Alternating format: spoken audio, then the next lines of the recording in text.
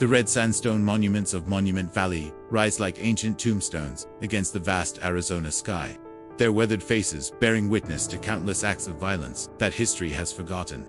The year is 1892, and this sacred Navajo land has become a hunting ground for outlaws, fleeing justice from 4 different territories. Michael O'Sullivan stands at the edge of Devil's Backbone, a narrow ridge of rock that cuts across the valley floor like a jagged wound in the earth. His weathered hands grip a telegram that arrived 3 days ago, the paper now creased and stained with sweat and desert dust. The message is simple: Butcher Gang, heading your way with Territorial Marshal. Time to settle accounts. Connor, behind him, his brothers Patrick and Sean check their weapons with the methodical precision of men who've survived by being more ruthless than their enemies. The O'Sullivan Gang has ruled these badlands for 5 years through a combination of cunning, brutality, and an understanding that in the lawless territories, power belongs to whoever's willing to pay the highest price in blood. How many men does Butcher have with him? Sean asks, his young face already marked by the hard lines that come from too much killing too early in life. At 22, Sean O'Sullivan has sent more men to their graves than most soldiers see in a lifetime of war. 17, according to Connor's count. Michael replies without looking up from the telegram, plus the marshal and his deputies. Call it 25 guns total. Patrick spits into the red dirt and adjusts the twin Colts hanging low on his hips. The middle O'Sullivan brother has always been the fastest draw among them, a skill that's kept him alive through a dozen range wars and territorial disputes. 25 against 8. I've seen worse odds. Not against Jake Butcher, Michael says grimly. That bastard didn't survive 10 years of bank robbing by being careless. He's smart, he's vicious, and he's got nothing left to lose. The feud between the O'Sullivan Gang and Jake Butcher's outfit started 2 years ago, over a botched train robbery near Flagstaff. Both gangs had targeted the same Southern Pacific shipment, and the resulting gunfight left 6 men dead, and neither group with the gold they'd come for. But it was what happened afterward that made the conflict personal. Butcher's men had captured Michael's youngest brother, Tommy, during their retreat. Instead of simply shooting him, they'd tortured him for information about O'Sullivan hideouts and safe houses. When Tommy refused to talk, they'd tied him to a cactus and left him to die in the desert sun. It took Michael 3 days to find his brother's body, and by then the buzzards had already begun their work. The memory of Tommy's death still burns in Michael's chest like acid.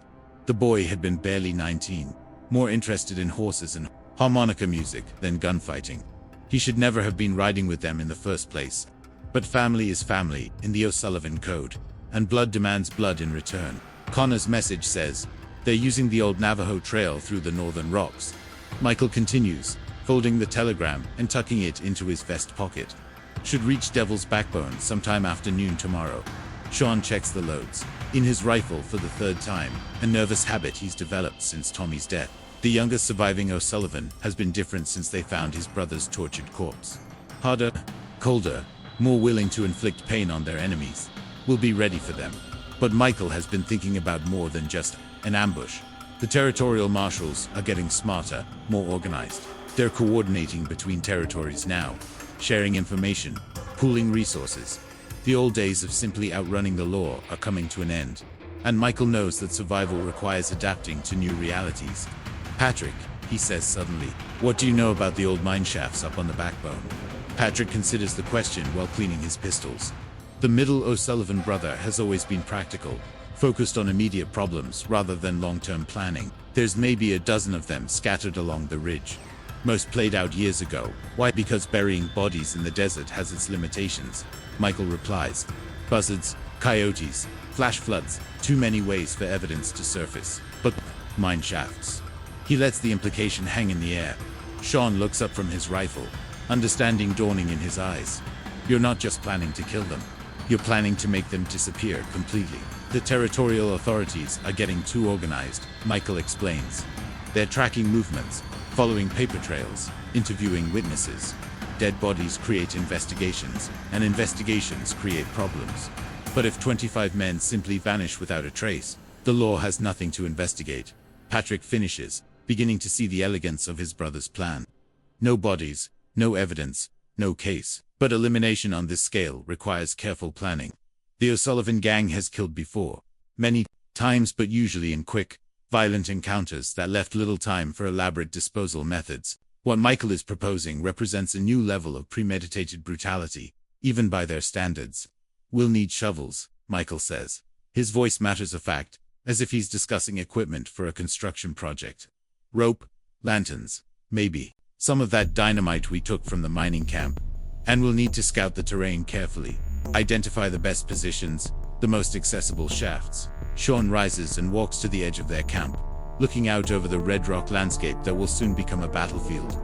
The Monument Valley formations rise around them like ancient sentinels, their strange shapes creating a maze of canyons, mesas and hidden passages that the O'Sullivan gang has learned to navigate like city streets. The Navajo aren't going to like us using their sacred land for this, he observes. The Navajo aren't going to know. Michael replies firmly. We do this right, and nobody knows. Butcher's gang and the marshals just disappear, like they never existed. Patrick holsters his cleaned pistols and stands, stretching muscles stiff, from too many hours in the saddle. What about the horses? 25 horses don't just vanish. Drive them south into Mexico, Michael answers, having already thought through these details. Sell them in Sonora, or trade them to the Apaches. By the time anyone thinks to look, they'll be scattered across 2 countries. The plan is ambitious, requiring precision timing and flawless execution. But the O'Sullivan gang has built their reputation on accomplishing impossible things through superior planning and absolute ruthlessness. They've robbed banks in broad daylight, escaped from territorial prisons, and evaded capture by some of the best lawmen in the West. Connor McKenna appears from behind one of the red rock formations, moving with the silent efficiency that makes him the gang's best scout. The Irish immigrant fought in the Civil War with Michael, and the bonds forged in that conflict have made him more loyal than blood family to the O'Sullivan cause. Riders coming in from the east. Connor reports without preamble. Dust clouds maybe 2 hours out. Could be our boys returning, or could be someone else. Michael considers this information while studying the terrain around their camp. They've chosen this position carefully. Defensible approaches, multiple escape routes, fresh water from a hidden spring. If enemies have found them here, it means their security has been compromised in ways that could prove fatal. How many riders? Patrick asks, already checking his weapons again. Hard to say in this light, Connor admits. Maybe 4, maybe 6. Moving fast, but not like they're being pursued. Sean moves to his saddlebags and pulls out a battered spyglass. An expensive piece of equipment they'd taken from a cavalry officer during a stagecoach robbery near Tucson. The brass fittings are tarnished and the leather wrapping is cracked, but the optics remain sharp enough for reconnaissance work. There, Sean says after studying the approaching dust cloud. For riders, looks like Billy and the others. Billy McKenna is Connor's younger brother and the 4th surviving member of their inner circle. He'd been sent east 3 days ago with 2 other gang members to scout Butcher's movements and confirm the intelligence in Connor's telegram. Riders resolve into recognizable figures as they approach the camp. Billy McKenna in the lead, followed by Frank Dolan and Red Murphy, 2 reliable killers who've been with the gang for 3 years. But something is wrong with their formation. Their body language speaking of urgency and bad news. Billy calls out as soon as he's within shouting distance, "We got problems." The gang leader's stomach clenches as he recognizes the tone in Billy's voice. In their line of work, problems usually mean death for someone, and Michael has learned to trust his instincts about which direction violence is likely to flow. What kind of problems?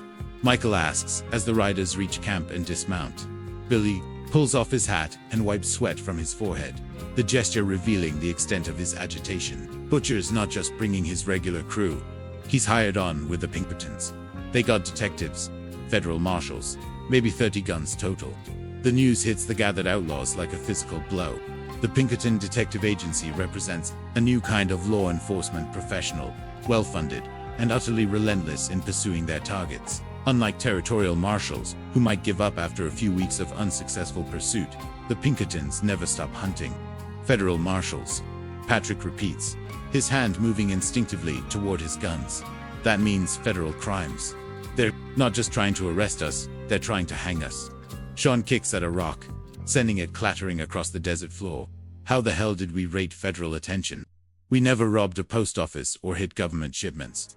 That train, near Flagstaff, Michael says quietly, the pieces clicking together in his mind. The cargo wasn't just gold. There was something else on that train that we didn't know about. Billy nods grimly. According to what I heard in the saloons, There was a federal payroll shipment hidden in one of the regular freight cars. Money meant for the Indian agencies up north. When we hit that train, we technically robbed the US government. Frank Dolan spits into the dirt and checks his rifle. The scarred gunfighter has been running from the law for 15 years, and he recognizes the signs when the net starts closing. Federal charges mean federal resources. They're not going to give up and go home when this gets expensive. Which means, Michael says slowly, that our original plan just became even more important. We can't just kill these people. We have to make them disappear so completely that nobody ever knows what happened to them. Red Murphy, who's been quietly tending to his horse, looks up with interest. The red-haired killer earned his nickname, not just from his hair color but from his fondness for knives and the blood they spill. You talking about burying them all? 30 men. I'm talking about erasing them, Michael replies. Like they never existed. Like they never came west. You won't believe what happens next. The O'Sullivan gang is about to execute the most brutal MASS murder in Western history, but the odds just got a lot worse. Federal marshals, Pinkerton detectives, and a rival gang all converging on Monument Valley for what will become known as the Devil's Backbone Bloodbath. If this story has you on the edge of your seat, smash that subscribe button and drop a comment. Do you think the O'Sullivan gang can pull off this impossible plan? Or are they about to meet their match? Keep watching because the violence is about to reach levels that will shock even hardened outlaws. The planning session that follows is unlike anything the O'Sullivan gang has attempted before. Michael spreads a hand-drawn map of Devil's Backbone across a flat rock. The crude sketch marking every mineshaft, cave entrance, and defensive position along the ridge. Red ink dots indicate the deepest abandoned mines, shafts that drop hundreds of feet into the earth and connect to underground water sources that could carry evidence away forever. The key is channeling them, Michael explains, using a stick to trace routes on the map. We can't fight 30 guns in open ground, but if we can force them into the narrow passages along the backbone... they'll have to come single file through the choke points. Connor finishes, seeing the tactical implications. We position shooters on the high ground, pick them off as they try to navigate the terrain. But Sean raises a practical concern. What about the bodies? Even if we kill them all, 30 corpses is a lot of evidence to dispose of. Michael has been thinking about this problem since Billy's arrival with the bad news. The original plan of simply burying their enemies was designed for the 18 members of Butcher's gang, plus a few lawmen. 30 federal agents and professional gunfighters represents a logistical challenge that requires more sophisticated solutions. We don't bury them, he says finally. We feed them to the mines. Red Murphy looks up from cleaning his knives, intrigued by the suggestion. Feed them? How? The old copper mine at the north end of the backbone. Michael continues, pointing to a specific location on his map. Shaft goes down maybe 300 feet before it hits water. Current runs underground for miles before it surfaces again near the Colorado River. Patrick studies the map more carefully, beginning to understand his brother's plan. Bodies go into the shaft. Water carries them away through the underground river system. By the time anything surfaces, if it ever does, it could be anywhere, along hundreds of miles of river through, and the water table down there runs through limestone, Connor adds, his Civil War experience having taught him about geology and terrain analysis. Limestone dissolves organic material pretty efficiently. Bodies might not last long enough to ever surface. Frank Dolan wipes down his rifle barrel and considers the implications. Still got the problem of getting 30 men to cooperate with being murdered. Even if we kill most of them in the ambush, there's going to be survivors who will fight back. Michael nods, acknowledging the tactical reality. Which is why we don't try to kill them all at once. We separate them, divide their forces, pick them off in smaller groups. Sean moves to his saddlebags and retrieves a bottle of whiskey. Good, Kentucky bourbon they'd taken from a stagecoach 2 months ago. He uncorks it and takes a long drink before passing it to his brothers. How do we separate federal marshals and Pinkerton detectives? These aren't amateurs we're dealing with. We use their professionalism against them, Michael replies, accepting the bottle. Professionals follow procedures, trust their training, assume their enemies will act predictably. We give them what they expect to see, then hit them when they're committed to a course of action they can't change. Billy McKenna has been studying the terrain around their camp while listening to the planning discussion. What about a false trail? Make them think we're running scared. Lead them into the canyon system where we can control their movement. Exactly, Michael says, taking another drink before passing the bottle to Patrick. We leave obvious sign pointing toward the old Apache stronghold in the eastern canyons. When they follow, we're waiting in positions along the route. Connor considers this plan while examining his own weapons. The scout has always been cautious about complex operations, preferring simple plans with fewer opportunities for things to go wrong. A lot of moving pieces in this strategy. What happens if the Federal boys don't take the bait? Then we improvise. Michael replies with the confidence of a man who's survived impossible situations through pure audacity. But everything I know about lawmen says they'll follow standard pursuit tactics. Track the obvious trail, secure high ground, advance in formation. Red Murphy tests the edge of one of his knives against his thumb, drawing a thin line of blood. And while they're following procedure, we're cutting their throats from behind. The casual brutality of the statement reflects the reality of what they're planning. This won't be a gunfight between equals, or even a battle between criminals and law enforcement. This will be a massacre, carefully planned and methodically executed, designed to eliminate witnesses and destroy evidence. Frank Dolan finishes cleaning his rifle and begins loading cartridges into the magazine. When do we start? Tonight, Michael answers without hesitation. We need time to position everything perfectly, and we need to control when and where this confrontation happens. As the sun begins to set behind the Red Rock monuments, the gang prepares for what will be their most ambitious and violent undertaking. Each man checks his weapons, his equipment, his supplies with the thoroughness of professionals preparing for complex work. Sean distributes ammunition from their carefully hoarded reserves, brass cartridges that represent both firepower and significant expense for outlaws operating far from civilization. Patrick examines the ropes they'll need for the disposal operation, testing knots and checking for where that could lead to failure at critical moments. Connor studies the terrain, maps one final time, memorizing routes and timing estimates that could mean the difference between success and catastrophe. Billy tends to the horses, ensuring they'll have reliable transportation during what promises to be a mobile operation spanning several days. Red Murphy sharpens his knives with ritualistic precision, each blade honed to razor sharpness for close quarters, work that guns can't handle quietly. Frank Dolan cleans his rifle again, the repetitive action helping him focus on the technical challenges of long-range shooting in desert conditions. Michael stands apart from the others, watching the last light fade from the western sky and thinking about the magnitude of what they're attempting. 30 men will disappear in the next few days, and the territorial authorities will spend years trying to understand what happened to them. You sure about this? Patrick asks, approaching his older brother with a bottle of bourbon. Michael accepts the whiskey and drinks deeply before answering. Tommy's dead because we let ourselves be reactive instead of proactive, because we responded to threats instead of eliminating them. This time, we eliminate the threat completely. All of it. All of it, Michael confirms.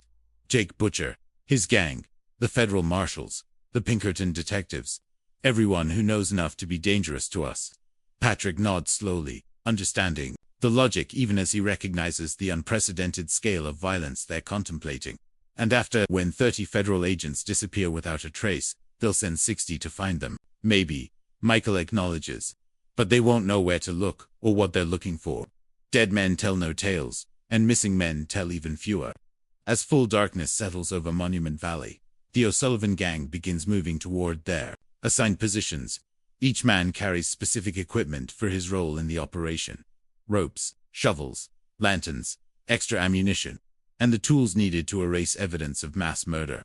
The night air carries the scent of sage and dust, the familiar smells of a land that has witnessed countless acts of violence throughout its history: Apache raids, cavalry battles, range wars between cattlemen and sheep herders. The Red Rocks have seen blood spilled many times before, but nothing quite like what's planned for tomorrow. Michael takes one last look at their abandoned camp, ensuring nothing has been left behind that could identify them or reveal their intentions. Professional criminals leave no traces, and the O'Sullivan gang has always prided itself on professionalism. By morning, they're in position along Devil's Backbone, each man concealed in carefully chosen locations that provide both concealment and clear fields of fire. The mine shafts are prepared, the escape routes are secured, and the trap is set. All they have to do now is wait for their enemies to walk into it. The sun rises over Monument Valley like a malevolent eye, its red light painting the sandstone formations the color of dried blood. In a few hours, Jake Butcher and his enlarged force will follow the false trail toward what they believe is a cornered gang of outlaws. Instead, They'll find death waiting for them in the shadows of the ancient rocks. Michael O'Sullivan checks his pocket watch one final time, then settles into his concealed position to wait for the killing to begin. The Devil's Backbone bloodbath is about to commence, and by sunset, 30 men will have vanished from the face of the earth. The wind picks up, howling through the rock formations like the voices of spirits, eager to witness the coming violence. In the distance, a dust cloud appears on the horizon, the first sign that their enemies are approaching the trap. Michael smiles coldly and chambers around in his rifle. Time to send Jake Butcher to join Tommy in whatever hell awaits murderers and thieves. The bloodbath is about to begin. The trap is set and the killers are in position. In just moments, 30 federal agents and outlaws will ride into the most sophisticated death trap ever constructed in the American West. The O'Sullivan gang has planned every detail of this massacre, but will their enemies prove smarter than expected? Smash that subscribe button if you want to see how this incredible true story unfolds. And let me know in the comments, who do you think will survive the Devil's Backbone bloodbath? The next part will leave you speechless. The dust cloud grows larger as Jake Butcher's expanded force approaches Devil's Backbone. Their horses' hooves beating a rhythm that sounds like distant thunder across the desert floor. Through his spyglass, Michael can see the formation clearly now. Professional organization, disciplined spacing, scouts flanking the main group to watch for ambushes. They're good, he murmurs to himself, recognizing tactics that go beyond typical outlaw knowledge. The federal marshals and Pinkerton detectives have imposed military discipline on what would otherwise be a disorganized pursuit party. Sean's voice carries across the rocks in a carefully modulated whisper. Main group is 12. Riders got 4 more hanging back about a quarter mile, probably reserves or a rear guard. Michael adjusts his position slightly, ensuring he has clear sightlines to multiple targets while remaining concealed among the red rocks. The first phase of their plan requires splitting the approaching force, separating the professional lawmen from Butcher's regular gang members who are more likely to panic under pressure. Below, in the canyon, Connor McKenna has prepared the diversion that will channel their enemies into the killing ground. A series of small explosions, timed to simulate a running gunfight, will draw the professionals toward what appears to be a desperate last stand by cornered outlaws. The lead riders reach the canyon mouth just as planned. Michael recognizes Jake Butcher immediately, a tall, lean man with prematurely gray hair and the careful eyes of someone who survived too many dangerous encounters. Behind him rides what must be the federal marshal, a younger man with military bearing and a badge that catches the morning sunlight. Just like we figured, Patrick's voice drifts from his concealed position. They're following standard procedure: scouts forward, main force in column, reserves in support. But as the enemy formation begins entering the canyon system, Michael notices something that makes his blood run cold. Instead of bunching up as expected, the federal agents are spreading out, using hand signals to coordinate movement, positioning themselves with overlapping fields of fire. These bastards know what they're doing, he whispers to himself. The first explosion echoes through the canyon as Connor triggers his diversion. Immediately, the professional lawmen react with practiced efficiency, some taking cover, others advancing toward the sound, all maintaining communication through military-style signals. Jake Butcher's gang members react differently, clustering together and looking to their leader for direction. The difference in training is immediately apparent, and Michael realizes they're dealing with 2 distinct enemy forces rather than one unified group. Now, Michael shouts, and the O'Sullivan gang opens fire from concealed positions throughout the canyon. The first volley drops 3 riders immediately, 2 gang members who'd been caught in the open, and 1 federal marshal whose horse reared and threw him directly into Frank Dolan's sights. But the return fire is immediate and accurate, forcing the O'Sullivan gang to keep their heads down. They've got military training. Sean shouts over the gunfire. These aren't typical lawmen. Michael had expected to face territorial marshals, and perhaps a few experienced bounty hunters. Instead, they're fighting what appears to be a coordinated force of federal agents with Civil War experience and professional training. The tactical situation has changed dramatically from their original assumptions. Red Murphy attempts to flank around the enemy position, using his knowledge of the local terrain to approach from an unexpected direction. But as he moves through what should be a concealed approach, rifle fire from multiple directions forces him back into cover. They've got the high ground covered too. Red calls out, "Someone's been scouting this area ahead of time." The realization hits Michael like a physical blow. The federal agents didn't just follow their false trail. They'd identified the O'Sullivan Gangs likely positioned and prepared countermeasures. This isn't a trap sprung on unsuspecting enemies. This is a battle between two prepared forces. Jake Butcher's voice carries across the canyon as he coordinates with the federal marshal. O'Sullivan's got maybe 8 guns total. We can surround them if we control the northern exit. Agreed, comes the reply. Move your men to block the eastern approach while we advance from the south. Michael realizes with growing alarm that their enemies are not only professional but well-informed. Someone has provided detailed intelligence about O'Sullivan gang tactics, preferred escape routes, and likely defensive positions. Connor's voice reaches him from the lower canyon. Michael, they've got someone moving toward the mine shafts. If they controlled those positions. The mine shafts that were supposed to be their final solution to the evidence problem are now becoming tactical liabilities.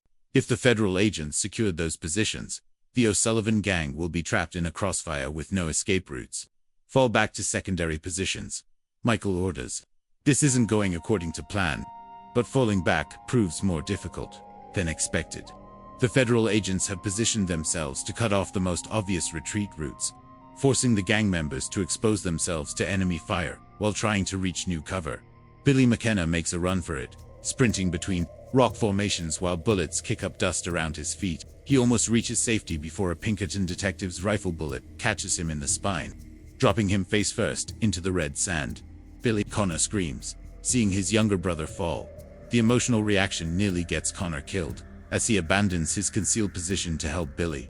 Only Patrick's covering fire keeps him alive long enough to reach his wounded brother and drag him behind a boulder. How bad? Michael calls out. Bad, Connor replies grimly. He's not walking out of here.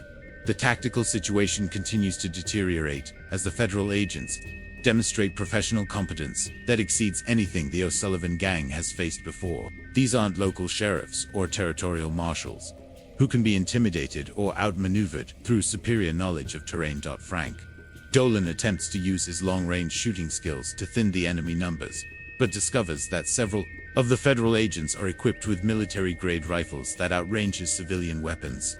When he tries to engage at distance, accurate return fire forces him to abandon his position. They've got Springfield rifles, Frank shouts. Military issue. Range and accuracy better than anything we're carrying. Sean moves to a flanking position, hoping to catch some of the enemy forces in enfilade. But as he prepares to fire, he realizes that what he thought was an exposed enemy position is actually a carefully constructed decoy. The real shooters are positioned elsewhere, and his attack would only reveal his location. It's a trap within a trap, he calls to Michael. They're using our own tactics against us. Michael begins to understand the full scope of what they're facing. This isn't just a pursuit posse that happened to include federal agents. This is a coordinated operation, planned with military precision and executed by professionals who understand outlaw tactics better than the outlaws themselves. The federal marshal's voice carries across the canyon with professional calm. O'Sullivan, you're surrounded and outgunned. Surrender now, and we'll guarantee you reach trial alive. Go to hell, Sean shouts back, but Michael notices that his younger brother's voice lacks its usual confidence. The exchange of gunfire continues, but the pattern is becoming clear. The federal agents are content to maintain their positions and wait for the O'Sullivan gang to make mistakes. They have superior numbers, better equipment, and tactical discipline that allows them to coordinate their fire effectively. Red Murphy tries to break the stalemate by using one of his knives to take out an enemy sentry silently, but discovers that the federal agents have positioned themselves with mutual supporting fires. When he approaches one position, he exposes himself to shooters from other locations. Can't get close enough, Red calls out. They're covering each other's blind spots. Patrick attempts to create confusion by triggering some of the explosives they'd prepared for the mineshaft disposal operation. The detonations echoed through the canyon system, but instead of panicking, the federal agents used the noise and smoke to advance their positions. They're using our own distractions against us, Patrick reports. Every time we try something, they turn it to their advantage. Michael realizes that their carefully planned massacre has become a desperate fight for survival against opponents who are not only professional but specifically trained to deal with outlaw gangs. The federal government has clearly upgraded its approach to law enforcement in the territories. Connor has managed to stop Billy's bleeding, but his younger brother is paralyzed from the waist down and fading fast. Michael, Connor calls out, Billy wants to talk to you. Michael low crawls across 30 yards of open ground, using rock cover and suppressing fire from his remaining gang members to reach the McKenna brothers' position. Billy's face is pale with blood loss, but his eyes remain clear. They knew. Billy whispers. Someone told them everything. Our hideouts, our tactics, even about Tommy's death. Who? Michael demands. Who would know all that? Billy coughs up blood before answering. Had to be someone from inside. Someone who's been with us long enough to know everything. The implications hit Michael like a physical blow. Someone in their inner circle has betrayed them to the federal authorities, not just information about their current location, but detailed intelligence about their methods, their psychology, their weaknesses. He looks around at the surviving gang members. Patrick, Sean, Connor, Red, Frank, trying to identify which one could be the traitor. All of them have risked their lives multiple times for the gang. All of them have killed for the O'Sullivan name. Michael Shern's voice carries urgency. They're moving. Coordinated advance from 3 directions. The federal agents have finally decided to end the standoff. Moving with military precision, they're advancing on the remaining O'Sullivan positions while maintaining covering fire and mutual support. Michael realizes that their only chance of survival is to break contact immediately and attempt to escape through whatever routes remain open. The carefully planned massacre has become a rout, and continuing to fight means certain death or capture.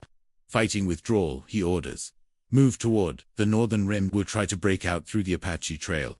But as they begin to move, accurate rifle fire from previously unseen positions makes it clear that the federal agents have anticipated this retreat route as well. Someone has provided them with detailed maps of every escape route the O'Sullivan gang might use. Frank Dolan provides covering fire while the others attempt to move. But a bullet from a Springfield rifle punches through his chest and drops him behind his rock barricade. The experienced gunfighter tries to keep shooting, but blood fills his lungs, and he drowns in his own fluids within minutes. Frank's down. Red Murphy reports. We're running out of guns. Connor half carries his paralyzed brother while trying to maintain some fighting capability, but the burden slows him down and makes him an easy target. Only Patrick's accurate shooting keeps him alive as they attempt to reach the northern canyon rim. Leave me, Billy gasps to his brother. You can't carry me and fight too. Not happening. Connor replies firmly. We all go home, or none of us do. But the federal agents are tightening their circle methodically, using their superior numbers and coordination to eliminate escape routes one by one. The O'Sullivan gang's intimate knowledge of the terrain is being countered by detailed intelligence provided by their traitor. Sean makes a desperate attempt to buy time for the others by charging one of the advancing federal positions. His attack is brave, but suicidal. 3 rifles fire simultaneously, and the youngest O'Sullivan brother goes down in a hail of bullets. Sean, Patrick screams, seeing his younger brother fall. The emotional response nearly gets Patrick killed as well, but Michael tackles him before he can make the same mistake Sean had made. He's gone. We can't help him now. Only 5 members of the O'Sullivan gang remain alive. Michael, Patrick, Connor, Red, and the dying Billy. They're surrounded, outgunned, and running low on ammunition. The carefully planned ambush has become a desperate last stand against impossible odds. Jake Butcher's voice echoes through the canyon. It's over, O'Sullivan. Your brother's dead. Half your gang is finished. Come out with your hands up. Michael looks around at his surviving men, bloodied, exhausted, but still defiant. These are the brothers who've stood by him through 5 years of violence and survival on the frontier. If this is where their story ends, they'll write the final chapter in their own blood. What do you say, boys? Michael asks quietly. Go out, fighting, or let them hang us in territorial prison? The answer comes in the sound of weapons being checked and loaded. The O'Sullivan gang has never surrendered, and they won't start now. But as they prepare for their final stand, Michael can't shake the knowledge that someone among them has betrayed everything they've built together. The Devil's Backbone Bloodbath was supposed to be their masterpiece of violence and deception. Instead, it's become their tomb. The Red Rocks of Monument Valley have witnessed many acts of violence throughout history, but none quite like the systematic destruction of the O'Sullivan gang. As the federal agents close in for the final assault, Michael O'Sullivan prepares to die as he lived, with a gun in his hand and defiance in his heart. The bloodbath is reaching its climax, but not at all the way he'd planned. This is it. The final showdown that will determine whether the O'Sullivan gang goes down in history as legendary outlaws or forgotten corpses.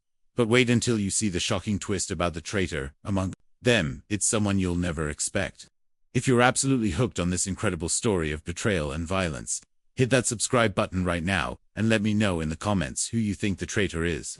The explosive conclusion will leave you speechless about what really happened in Monument Valley.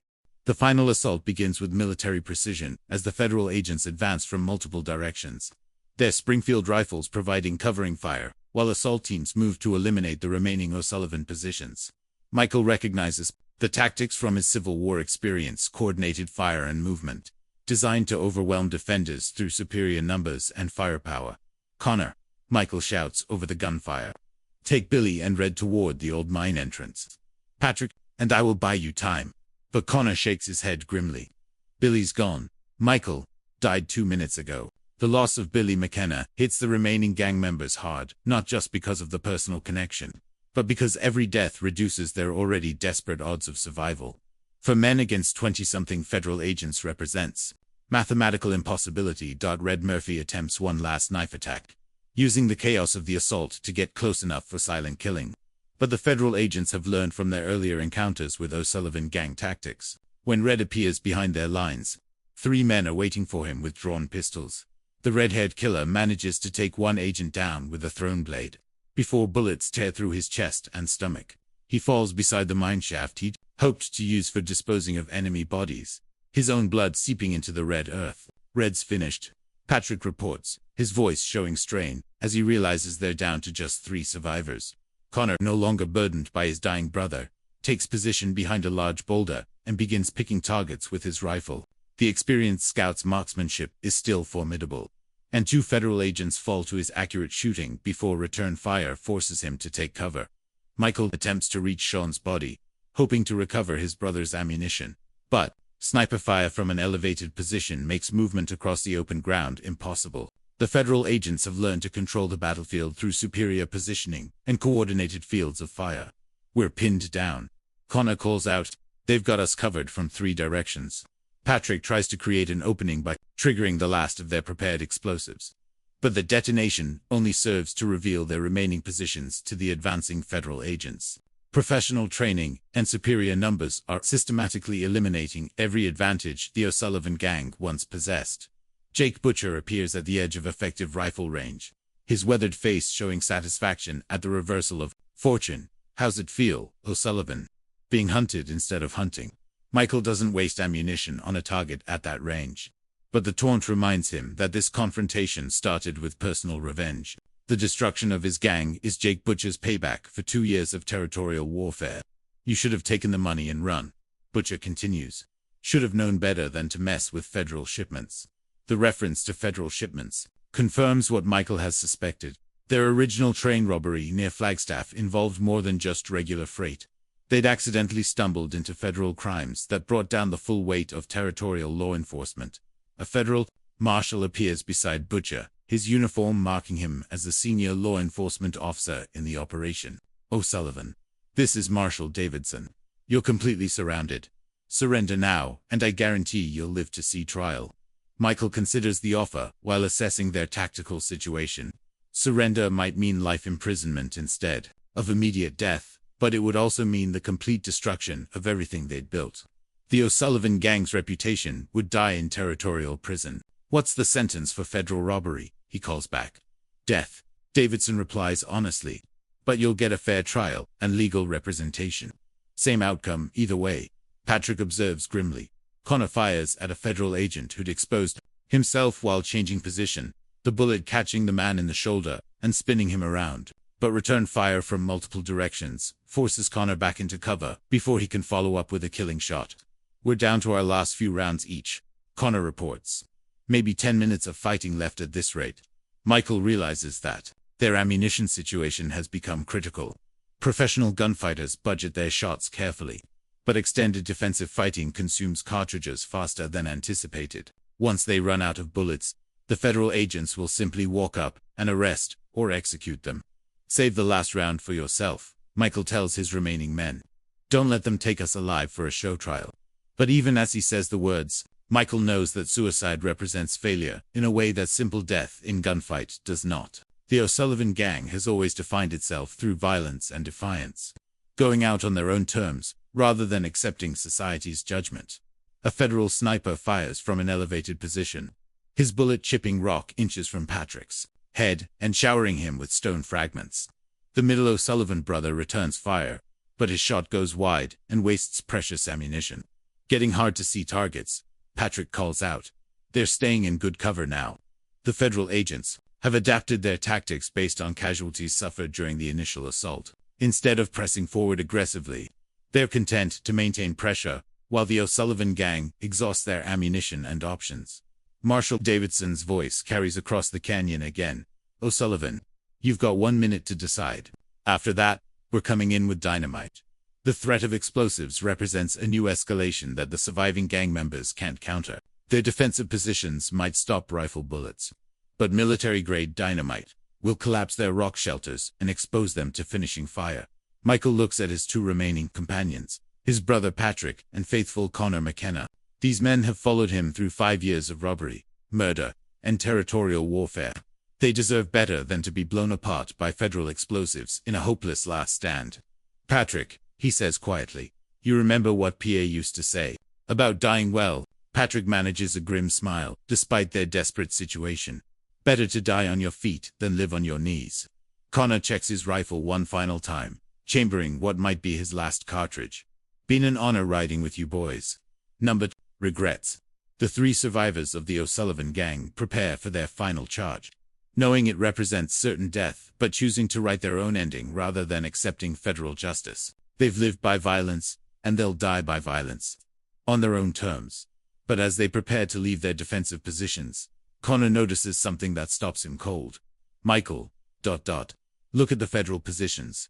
Look at how they're deployed. Michael follows Connor's gaze and sees what his scout has noticed. The federal agents are positioned with military precision, but their formation reflects detailed knowledge of O'Sullivan gang tactics that goes beyond normal intelligence gathering. They know exactly where we'd try to break out. Connor continues. Every escape route, every fallback position. Someone's been telling them everything. The realization that hits Michael is more devastating than enemy bullets. Someone among his trusted inner circle has provided the federal agents with detailed intelligence about gang operations, hideouts, and tactical preferences. Who? Patrick asks, the same realization dawning on him.